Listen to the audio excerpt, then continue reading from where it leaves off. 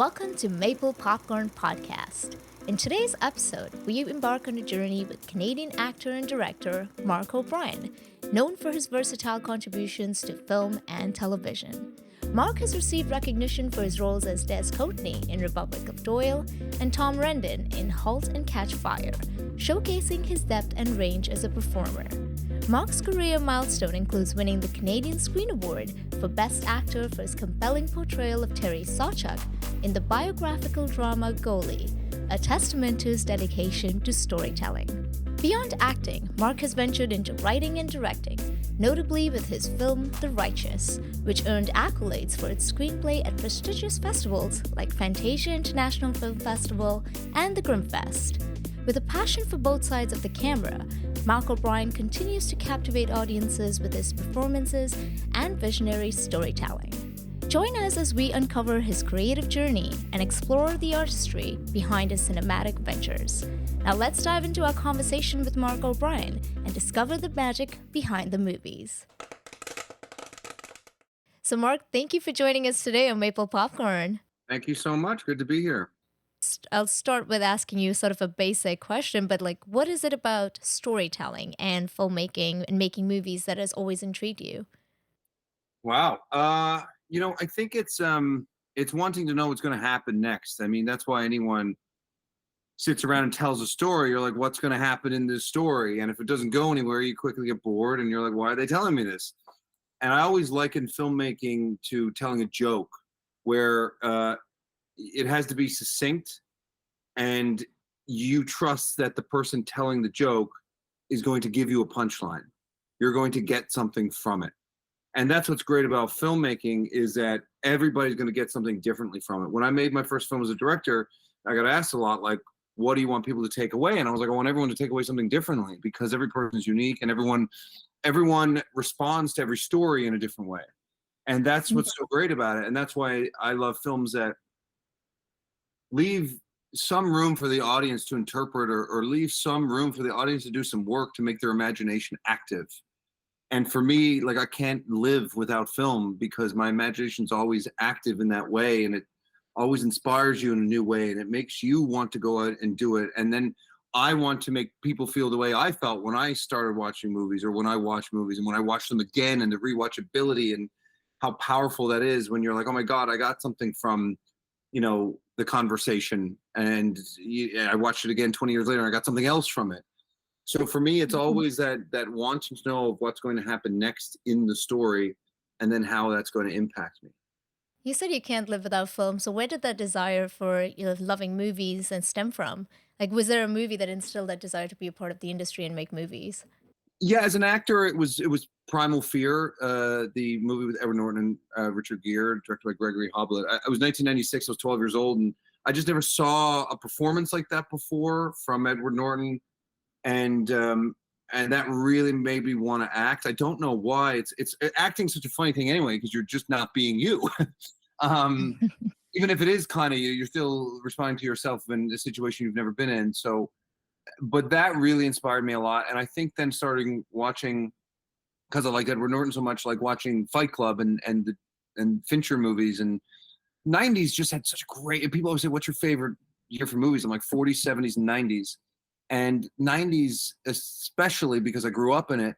And it's just like, there's so many great films that are just like, they're kind of just, I almost say they're like normal movies. Like, it's like, there's no pyrotechnics, not some crazy thing. It's just a good thriller or whatnot. So I think watching like Fight Club came out in 99, but even before that, seeing Good Will Hunting and Jurassic Park and Saving Private Ryan, Schindler's List, Pulp Fiction, Shawshank Redemption, like I said, Primal Fear, as good as it gets. There were so many just different movies coming out.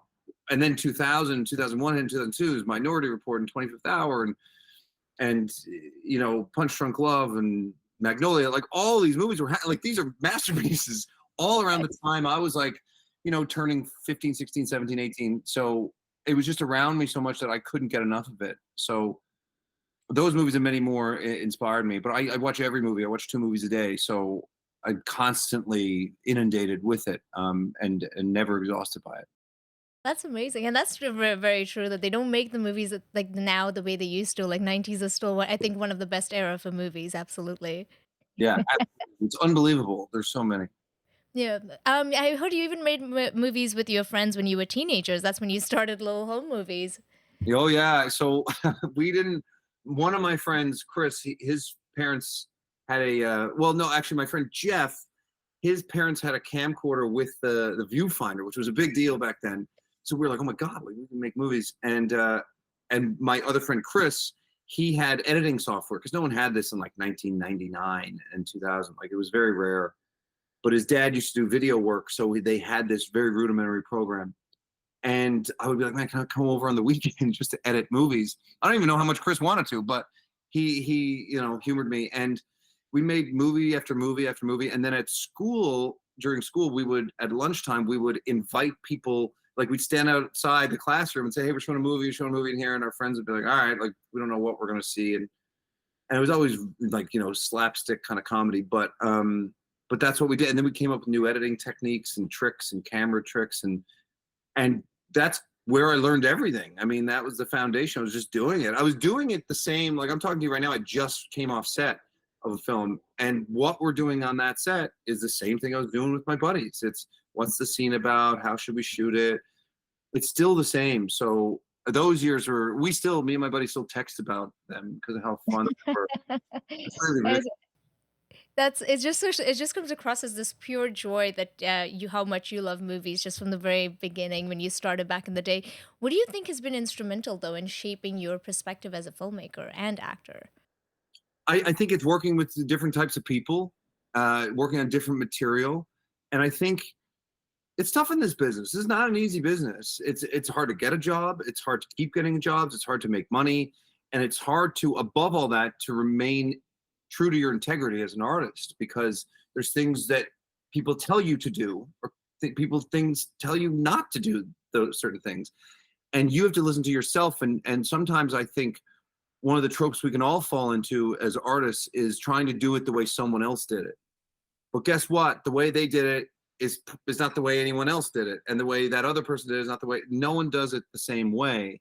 So when you try and make any sort of calculated moves, it just results in confusion, I believe, because you have to listen to your gut and follow your heart. And it's kind of like when you go on a first date with someone, you kind of know if you like them, and it's kind of like when you read a script, you kind of know if you like it. And you get your heart broken when it doesn't work out sometimes, but I've just found I've gravitated towards the things that interest me, and that helps me grow. The film I'm doing right now, the director just turned 23, and that was one of the reasons I wanted to do it. I was like, this guy's fresh, he's impressive, like, yeah, that sounds like something I've never done before, and it's a great script. So I think jumping in and not being afraid of what it might mean for your career is so important. Be an artist, listen to your gut, and that's how you grow. And the great artists we all admire, they broke rules and did so many things. I'm sure, like Paul Thomas Anderson, when he made Boogie Nights, I'm sure he was offered so many different projects that he didn't write. And he's like, no, I'm going to stick to it, and I'm going to make Magnolia, a 3-hour movie, 3-hour drama. Do you know what I mean? Like that scene, I love that movie now, but that was a really bold move. And so you have to take those bold steps that work for you, and I think that's what keeps me invigorated and interested, and always a changing environment around me due to that. It makes sense because I had read one of your interview quotes, which you said, making a movie is like going to war, and now it makes sense why it's so daunting. It's a challenging task. Yeah, you're giving your life. I'm away from my wife and daughter. Who knows? You don't have control over how the movie's going to go. There's so much you don't have control over, and even when you're directing a movie, and that is sort of what's fun as well. And I think embracing the fear. It's kind of like when you first start acting and you go to auditions. It's like you just got to embrace it. You just got to do it. You just got to jump in. It's scary, but you just got to do it. And it's the same thing once you're already in the career. It's okay to be scared. It's okay to do something that you're not certain of, but you're just drawn to it. It's almost more of a psychological battle. So then tell me something. What do most people think directing is that it isn't? Just picking shots. I think like you can think sometimes it's like where you put the camera. It's not. Or it's not even about directing actors sometimes. To me, it's leading the charge. It's having an answer to every question and confidently so that people know they can Hmm. trust you. Someone comes to you with something and you're like, here's what and here's why, and tell me what Hmm. you think, but here's what I think. It's the collaboration plus the certainty is what true directing is. And you're leading the troops in ways that you don't tell everyone. You know what I mean? Hmm. Like you see someone's getting tired and you go over and chat with them and find out what's going on in their day, even though they're only there for a day. And it's acknowledging everyone on set and making everyone feel like their voice counts as much as anyone else's, even if they're in transport or they're in craft truck. Everybody matters. Everybody has an opinion and it's worth listening to. And I think that Hmm. that's directing to me. Yeah, and it even helps that you have an acting background. You have worked for so long in the industry, and then you've seen the other side of things and behind the camera as well. So that kind of feeds into each other, perhaps, right? Oh, totally. I think every director should act, and I think every actor should direct at some point because Okay. Yeah. it's something that's you can tell when an actor just needs another take because I've been there. I'm like, yeah, they just need to find it. They don't want me to say anything, or some actors want you to say a lot. And actors spend way more time on set than directors ever will. Like ever. Hmm. We're constantly on a different set and a new job. It's crazy. Like you start a new job all the time if you're lucky. So it's so bizarre. And I think to fully understand what the actor is going through and what they need to feel comfortable and to feel like their voice matters and to let them pick some wardrobe and stuff, even if you don't like it, just so they get some agency in this and they have a part to play and welcoming them truly when they come to set and before they come to set and texting them the night before or telling them they did a great job 3 days ago because they did, but people forget to do these things. But we all need acknowledgement, we all need encouragement. And I know what that's like as an actor. And I know Hmm. when I'm an actor and someone's directing and I think they missed something and there's a way that you can gently bring that up without stepping on anyone's toes. And it's all for the betterment of the end product, but also for the betterment of everyone's soul while they're making that product. And that's forgotten a lot where it's like, who cares? I got the movie. It's like, yeah, but it should have been an experience where everyone felt so liberated. They felt they could say and do anything because then it's Hmm. possible. Hmm. I want to take it back to peel it back all the way back to when you were doing Republic of Doyle. Can you take me back to when you first landed the role and what that moment meant, especially when you look back now at your career? What was that moment like for you? It was everything. It was I mean, I'd done a few other jobs before that, but this was different. This was a continuing series. I mean, I didn't know how many seasons it was going to go, but I had a good feeling because I had faith in Alan Hocko. I was like, he knows what he's doing. If this goes one season, we'll probably get several. And and it was shot where I was from, and it was set where I was from, and it was really positive about where I was from, and in Newfoundland. And I remember I was actually at the Atlantic Film Festival for I had a couple short films that I made there, and they were screening, and I got a call from my agent saying you got the part. And at the time, it was only a half an hour show. CBC had done 5 pilots. This is 2008 or 2009. They'd done 5 pilots, and they were going to pick one. Like what a weird, like almost like game show sort of tactic. Very bizarre looking back on it. And they were going to do one, and we did a half hour, and I didn't even see it. I think Hawko might have shown it to me. I can't remember. And then when it got picked up, he was like, "It's an hour," and I was like, "What?" And he was like, "And your part is much bigger now." And I was like, "Oh my god!" And so it was almost that moment when it got picked up and it was an hour was almost more impactful than even just getting the pilot greenlit and knowing I got the part. Sorry, in the pilot. Um, it was kind of surreal, but I'll tell you the truth. Even today, I mean, that was when I got that part. That must be 16 years ago. I'd probably been working for 3 or 4 years at that point, on and off. And I feel that way every time I get a part. I'm like, I can't believe I'm here. This is so cool. I get to go do another job. It's literally the exact same every single time. Oh, that's so great to hear. One of speaking of Newfoundland as well, even like as you mentioned, your former co-star Alan Hocko is from Newfoundland, and he was on the podcast as well. What is it about Newfoundland and its people that fosters such a creative, thriving environment? Everyone's very supportive of one another. Everybody got everyone's back. You're not allowed to be a jerk in Newfoundland. I'm sure there are a couple that slip through the cracks, but generally it's just frowned upon, like to not have, you know, the right way to behave. socially and with people, and it's very important. And everyone always says, like when they meet Newfoundlanders, they're like, "Oh, they're really fun and stuff." It's like, yeah, because we put a lot of the pretension to the side, and I think it's just an education point.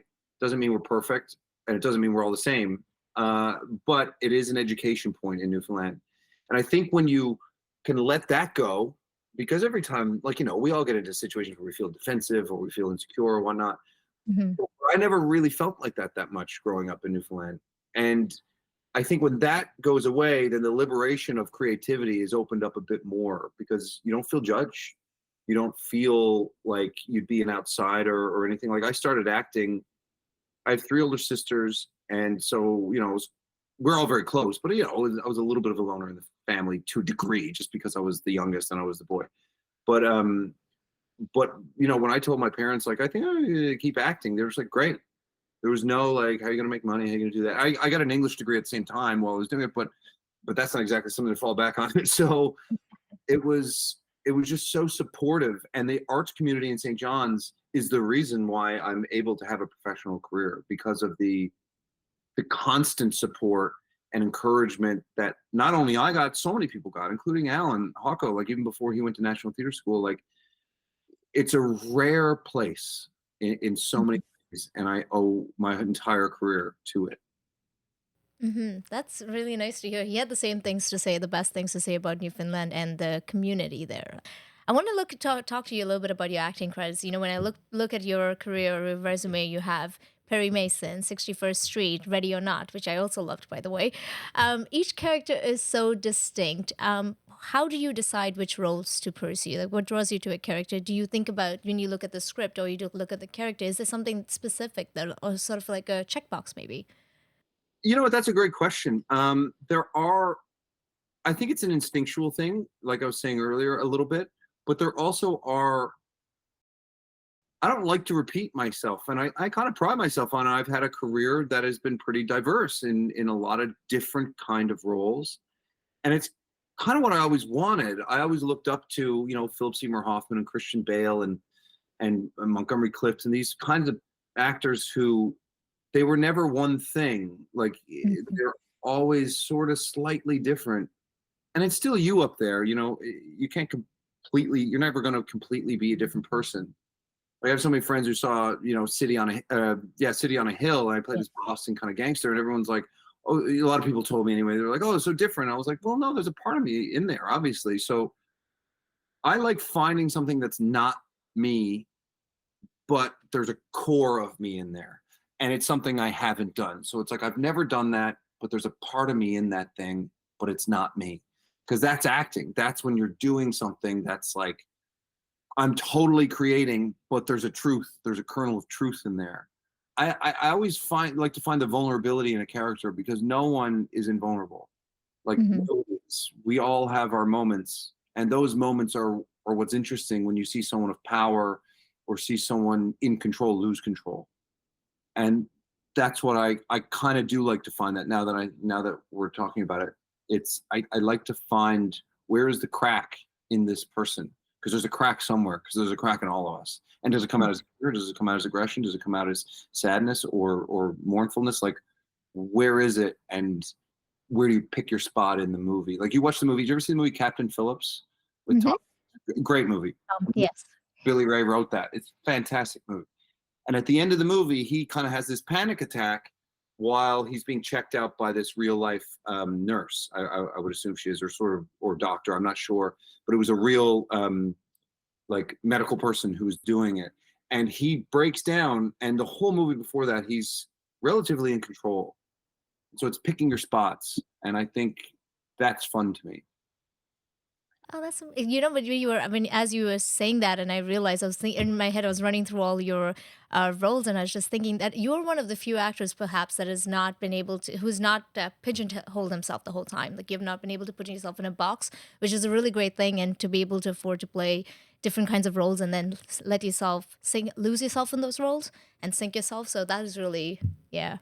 Thank you. Yeah, and that's I think it was something, because I was so obsessed with movies and I've seen so many movies, I was able to know that's what I wanted, because Hmm. there's just so many movies I watched, and I thought about why I want to be an actor so much to the detriment of those around me, perhaps. But I just know that I would hate to have to play the same part over and over and over. I would go kind of crazy. I could revisit something, but I always look at things and I'm like, yeah, that's different than this thing before. And I don't even really think about pigeonholing. I guess I never even think. I mean, it's a good point, but I just never assume anyone's watching that much. That it could be pigeonholed. But I just don't want to do it. I just don't want to do it. Like, yeah, I've done that scene before. It was in a different movie, but I've done that scene. And I think and if you look at it objectively, it also does open you up for more work because Mm-hmm. people could see you as this, like, troubled cop or this criminal or this serial killer or this well-to-do man or this, like, rising star in 30s Los Angeles, or a poor guy in Los Angeles trying to make it in the business. Like, all these things are wildly different circumstances. And I think that's the joy, is finding something different. Yeah. Mm-hmm. Speaking of something different and something iconic is Goalie. You portrayed the legendary Terry Sawchuk, and you won a Canadian Screen Award for that role. Walk me through that day and how you were feeling. The day of the Screen Awards, Yeah. it was crazy because it was online, and I was surprised I was nominated. Like, I was like, oh wow, this is so cool. And there were some really great actors I was up against. I remember Marc-Andre Godin was there and a few others, and I was like, I'm not gonna win. But we were watching it live, me and Georgina, my wife, and then it's even weirder because I've been in person for award shows many times, and I don't know how I would have reacted at the time, but we just kind of couldn't believe it. And we all just jumped up and screamed. And I was like, oh my God. And of course my phone blew up, and it was really emotional. I'm almost emotional thinking about it because I did the movie with Georgina, my wife. Adriana Maggs wrote and directed it, who's a dear friend of mine. I was in her first film, known her for forever. Jane Maggs co-wrote it, who's Adriana's sister, who I've known for forever, worked with on her first play. Like, there were a lot of connections there. I'm a hockey nut, so I got to play a guy who already knew his stats growing up. I was obsessed with Terry Sawchuk. So it was just like this weird dream come true, and to be acknowledged like that is just so sweet and so wonderful. And everyone will say that's not the reason you do it, but no one's going to say it doesn't feel good.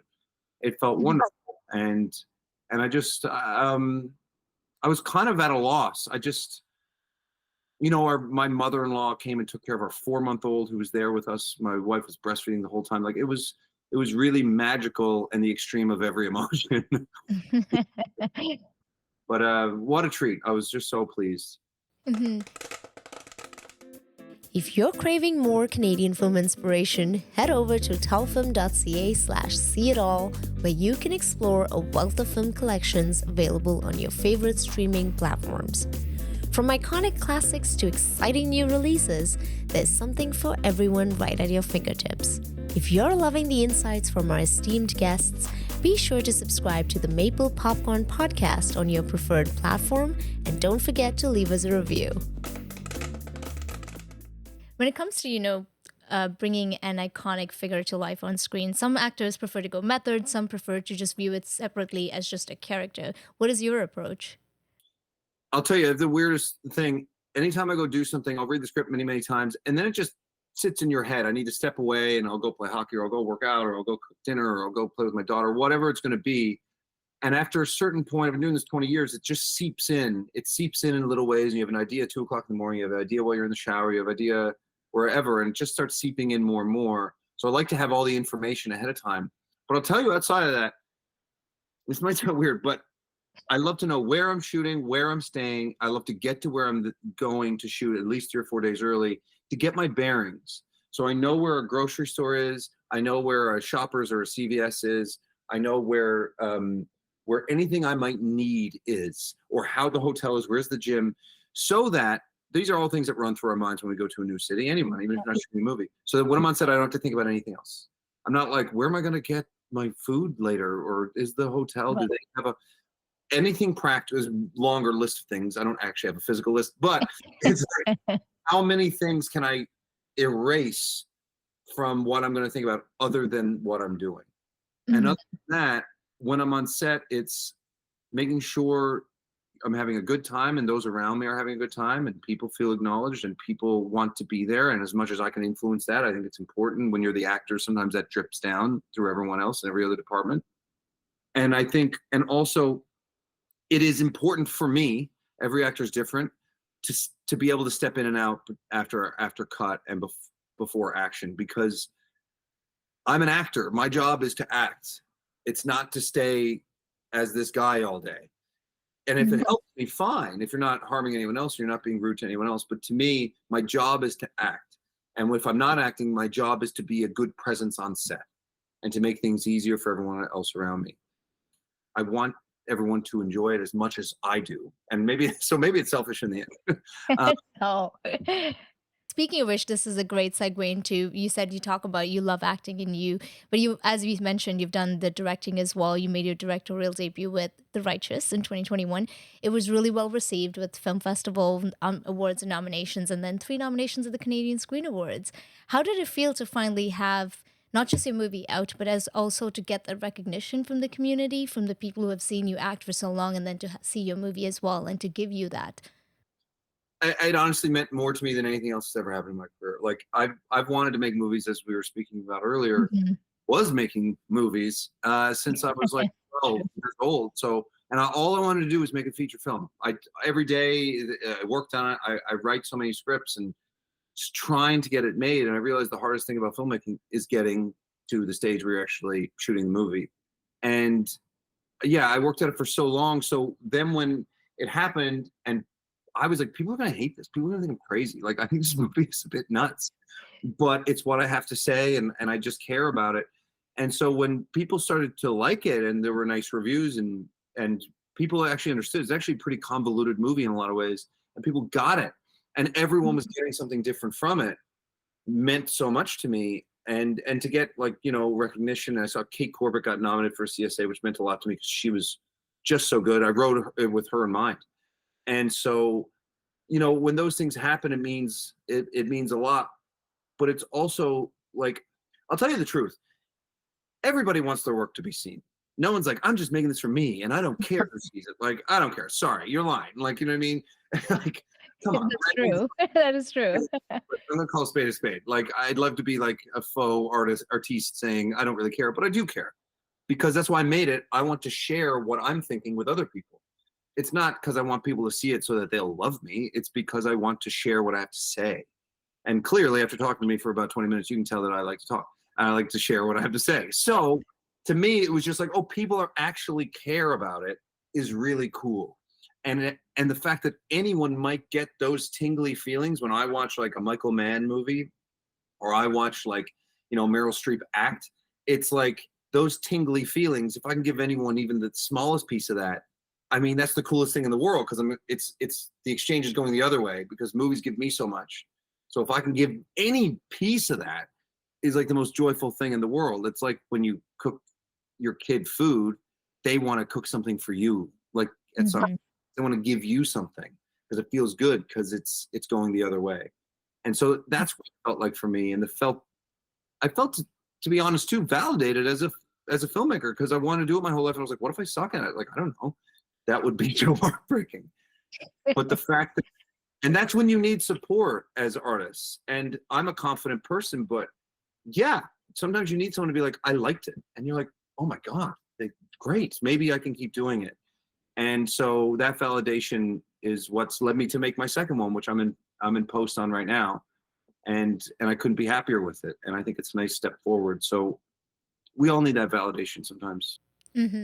There's something I wanted to ask you about. There's something you said in an interview about your film, actually, that I've always been interested in stories of damnation and God and the devil and your soul. So I'm curious why like the interest for your first film, and how do you decide on what story to tell, and why was that of interest? To me, it always starts with a conflict. Like, what's an interesting conflict? And I think the conflict in a movie should be, what is the worst thing that could happen to your protagonist? What's the specifically worst thing that could ever happen? And not to delve too far into it and bore you to tears, but The Righteous started with, what if a man of God was given the option to kill death in human form, So death would cease to exist, but he has to kill someone to do it. That's a great conceit. I don't know if it's a film, but that's a conceit. And then it expanded into what it was. So I normally think of, the film I just directed that we're in post on is four strange siblings return home to determine whether their mother has dementia or is possessed. So that's like, whoa, like, oh, that's interesting to me. And then it becomes personal. And everyone works differently. A lot of directors will say something different. But Mm-hmm. for me, or writers, to me, it's what is a really interesting conflict, and how can I bring like emotion and something personal to that. And with The Righteous, I like, it's very obviously inspired by Bergman, but not by a Bergman movie, by Bergman's oeuvre. Like his entire thought process always fascinated me. And I think it's because I agree with him on certain things, not because I just think his movies are cool. So, I think it was always in my bones. And I always just say that too in interviews. I can't stand when, directors would be like, I wasn't influenced by that. It's like, Brian De Palma, you were very influenced by Hitchcock. Let's call a spade a spade. So I think for me, it's like, yeah, I was influenced by him and Paul Schrader and Tarkovsky and Kurosawa and all these other masters. But then it was also mixed with something I had to say, which was about you can't move on until you confront the past. So I love a grand idea within a simple scope of actual emotion and human people. And with Mm-hmm. that, trying to tell a story that is still entertaining, because I believe you still have to entertain the audience, because they're sitting here to watch a movie. They're not sitting here to always be lectured. There's a place for that, but that's not the kind of stuff I personally normally like to watch or make. So for The Righteous, that's just where it came from. It came from an idea I had, and then the personal nature of I was becoming a dad at that time when I was writing that. Mm-hmm. I was married. I'd moved to Los Angeles a few years previous, away from my family, away from my friends. I was turning 33, 34, 35. So you're like becoming a real adult. And I'm a dad. And now to give my daughter everything, to give my wife everything, to give my life as much as I can't have these things in the past dragging me down unnecessarily. Mm-hmm. Not by the way that I have these, it's not like I killed a man in like 2003 or something. Like it's just regular life. We all have stuff that just kind of hold us back. Mm-hmm. I just thought about that a lot as my wife was pregnant. And so that's how it seeped into that conflict that I created. And I think it has to be personal. It has to be every scene of your movie should be contributing to the overall idea of the movie. So in every scene of The Righteous, he is getting closer to confronting. He's getting closer. He's getting inching closer. And with that comes its own problems. And so that's what I believe. It's like there's always a forward momentum because that's what life is like. But then Mm-hmm. how do you make it entertaining and accessible to people is the trick. And I think that's by making it under 2 hours. Yes, I prefer when it's under 2 hours. Clearly, as you said, you love movies, both the watching it as well as filming it and acting in it. Is there anything you saw a filmmaker do in the past, a note or something from behind the scenes, even though you were just acting in it and you were not directing, but you saw something that they did that you said, okay, this I really like this, and I want to do the same thing in my movie. There are probably a lot there. I really liked when I worked with Denis Villeneuve on Arrival, his calmness on set. Everything was calm. That movie was the most calm set you've ever been on. And to achieve that while making a $50 million studio movie in not a ton of days, considering how big the movie was. I think it was like 50 Right. days, which sounds like a lot, but not when it's as convoluted as that. I think I really appreciated that. And you see his movies and they're so intense, but he's so calm in nature. And when I worked with Jason Reitman, like Jason, I did a movie called The Front Runner with him, which I think is a hugely underseen movie. I think it's fantastic. It is fantastic and it is underrated for sure. Thank you. Yeah, I really love that movie. Jason created a very inclusive environment where we all hung out all the time. And the directors don't always do that. Sometimes directors off on their own. And we Hmm. spent much time together. And I just did another movie like that with James Vanderbilt, this movie about the Nuremberg trials called Nuremberg with Michael Shannon, Russell Crowe, and Rami Malek, Richard E. Grant, all these great actors. And James Vanderbilt just created, it reminded me of Jason. And this just really like, we're all the same and let's just have fun and just get to make a movie. And that's really what you take away. And of course, there are sometimes notes you hear over the years. I worked with a director in Newfoundland named Lois Brown. She's a theater director out there, and she's one of the smartest artists I've ever met in my life. And she taught me a lot about acting when I was first starting in New Flame. And I remember her saying lines like her saying, giving me direction, like, can you say it, but just keep your arm up? Or like just move a bit to the left when you say it. And you realize the technicality of filmmaking. And we were doing that in theater. Because theater sometimes even more for that because the audience can see all the physicality. It's not just like a close up. But you got to see there's a technical side to acting as well. And yes, you want to be the character, and yes, you have to be real, but you also have to be aware that you're being photographed and the light hits you a certain way. So learning those skills was really helpful as well. But I generally like the attitude of a director almost even more than a note they may give. Mm-hmm. Oh, that's interesting. Let me ask you this then, in terms of when you're talking about self-reflection, of all the work that you have done, whether whether on the big screen or the small screen, has there anything that has given you a better idea of the goals that you've set for yourself going forward? Oh wow. Wow, that's a great question. That's the best question I think I've ever been asked, honestly, in an interview. Thank you. That's really introspective. I think Hey, you started the introspection thing, so I was like, he can answer this. we'll see. Pressure's on. I think you know,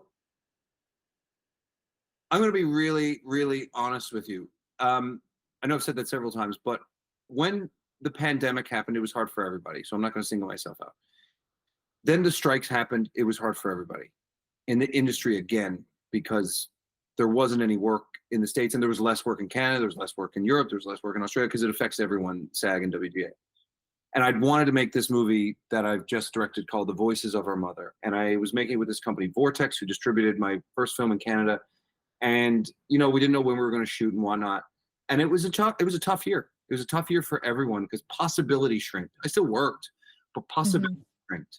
And I think that people were losing their hope, everyone in the business. So you're surrounded by that. So you're losing hope too. I don't mean just because it was harder to get a job. Like I said, I was fortunate to work during it. I did some really cool things, but it it just took away the excitement of the business and that thing that we all want so bad. Like when you first start and you're like, oh my God, I'll get a role. It was just felt really negative. Hmm. And then we ended up, they Vortex greenlit the movie and we started filming in January. And the reason why I give you this answer is probably because it's fresh, but it also was really true that I felt more confident as a filmmaker. I felt very fortunate to be on a set, to be working on a set and directing a second movie. Most people don't get to make a second movie. Most people don't get to make a first movie. Most people don't have to be in this business. So I felt so over the moon lucky. And my wife, Georgina, who's a great actress and has her own great career, she was in it. So I'm working with my best friend and my wife, and I'm working with friends. My friend was the DP, a very close friend of mine, very close friend of mine, was production designer. I was working with great producers, and I got to direct a movie that I wrote for a sec, and that was I was acting in again. And I think because of the previous years of that hardship that everyone went through and that everyone felt, and once again, I'm lucky, but Hmm. it was a worldwide universal kind of downtrodden time. And I felt so fortunate to be on that set. And I think I felt more fortunate than any other time because I was like, I'm truly lucky. I've worked very hard, but I'm truly, really lucky to be standing here right now and getting to do this. And it's changed the way I look at my career going forward. Having, worked both at home as well as across the border, other aspects of Canadian storytelling and that you find uniquely compelling or challenging? Um, I find good art is good art in general, no matter where someone's from. But I will say that in Canada, there's this really, real strong camaraderie. There's a camaraderie where it's very supportive of one another, and maybe I don't know what. Maybe it's just the way Canadians are. Maybe it's because it's a smaller population. I don't know. But when I come home to Canada to shoot something, it feels very comfortable, and I mean that in a very like pleasing way, soothing almost kind of way, because everyone kind of knows one another and everyone's rooting for everyone. And I'm not to say that other places people are not rooting for people, but it's different here. I'll give you an example. I was in Adam McGowan's latest film, Seven Veils, which premiered at Toronto Film Festival. And I went to the screening. I was very excited. I love Adam. He's the greatest.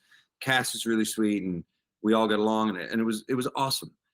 And afterwards, like the after party was like me hanging out with with Evan Morgan, who directed The Kid Detective, and Joey Klein, who made that film with Tatiana Maslany and Tom Collins, made another movie with Alex Wolff, and Lindsay McKay, and Joris Jarski, who's a great Canadian actor, Matt Johnson, Matt Miller. Like, it was just like, I was like, Julie and Janine, like all these great directors just hanging out, and actors, and everyone just kind of supporting one another and being like, what's your next project? What's your next project? And it just felt like this cool gang of people all doing stuff. And and Albert Shin, like, and I hang out with all these guys all the time. Every time I come to Toronto, it's like getting the group together. And it was just so special to have all those people together that I was like, this is really rare. Like, this is not the case any other place I've been filming. And that's not to slag on those places, but that was really cool of what Canada represents, in my opinion. Oh, that's so great to hear, because that's very much so that the other directors and actors have reiterated the same thing, that about the community and the culture here in Canada. So that's great to hear on your end as well. Yeah, and it's palpable, you know, and Mhm. we all know it's tough. It's tough to get a movie made. So it's like, I always say, if anytime someone gets something and you don't, it's still a great thing because somebody got something. Right. Because it's It's a hard. win. That's exactly. It's a win. Even if you don't know them, it's a win. Somebody got a job. Great. It wasn't, they didn't cancel the show. Awesome. What advice, would you give to aspiring filmmakers who are looking to break into the industry? Watch everything. When I was directing The Righteous, there's a shot that is 2 seconds. It's a reference from a 2-second shot in A Place in the Sun, which is a George Stevens movie with Montgomery Clift and Elizabeth Taylor from 1951. Mhm. Fantastic movie. And seeing that shot inspired an entire scene just by seeing that shot. And I'd seen that movie by 15 times. But because I've seen that movie so many times, I've seen so many movies so many times, it's all a Rolodex in there that you can be like, oh, you know what will convey that? It would be this shot. I like what that actor did in that scene. Now I can convey it to this. It seems Mhm. very silly to me to not use this library, this treasure trove that's right there. The answers to making films into acting is right there. There's an instruction manual on your TV that you will never run out of. So it's like, watch it all and then tell the stories you want to tell. Don't Mhm. do the thing someone else wants you to do, because I guarantee you it's not going to be that good, because your heart has to be in it. Your movie doesn't exist for 4 years. Some people say it's going to last for 4 years. It lasts forever, for your Mhm. whole life. And when I watch The Righteous, I'm proud of it. And so I think whether people are like it or not, that's out of your control. Did you make the movie you wanted to make? And so be kind to everyone, treat everyone with the respect you want to be treated with, make everyone want to shoot your movie because you're so inspired and you're a good human being, and do what's right. Don't step over anyone to get a great shot, because guess what? If you step over someone, you get that shot's going to come back to burn you in the end, my friend. It's gonna be very costly. It will be in the end, because when you sacrifice good nature for good art, it doesn't work out. And I think that that's missed sometimes. So it's like, Mhm.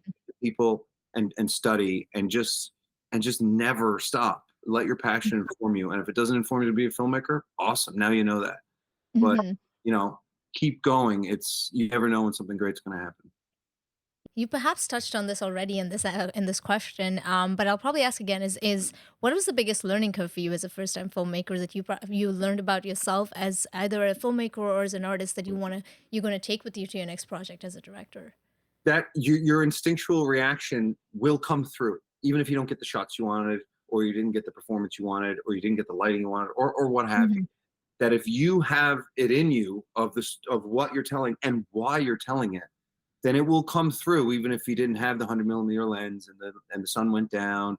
It will still be conveyed, and that's the magic of movies, man. It's like it comes across when you feel it. It comes across. That's what great actors. They don't have to do anything. Mhm. Benicio del Toro doesn't move his face ever, and he's one of the best actors That's actually true. who ever lived. He doesn't need to move his face because his face is telling the story, and it's written on him. Michael Shannon's another one. I just worked with him. His face doesn't barely move, and so it's in you. And so if your story is in you and you care enough, it's gonna come across anyway. So Mhm. I was like, you always sacrifice setups and shots and even scenes. It happens, and you compromise in certain ways, but it doesn't matter. I never get stressed about getting notes because I'm like, yeah, great, cool. It's already there. It's already going to be there because it's in me what I want to tell. Mhm. So I learned that I was like, oh, I don't need to stress it. Even if I didn't love that shot, now I do love that shot because the emotion is conveyed and the plot is Mhm. forwarded. Mhm. I'll probably wrap on this one question. You said you're a writer, director, uh, actor, and movie lover. What is the one word that you'd use to describe yourself if you had to pick one of this? What do you think is the loudest that describes you? I think filmmaker, because an actor is a Mhm. filmmaker too. I don't mean I've done it all, but you know what I mean. I've done every size role almost. There are people that come in for one line and they inspire everyone else. I'll tell you a story about it. If I know I'm telling you a lot of stories, but I'm just going to go ahead anyway. That's okay. So this movie I just did in Budapest called Nuremberg. There was an actor named Tom Kuhn. Kuhn. I can't remember. Keune. I think it's Tom Kuhn. Okay. He's from Germany. He came in, and he had a few more scenes later in the movie, but he had one scene with me and a couple of the other actors, John Slattery, Rami Malek. And he comes in, and he was so good in 2 lines.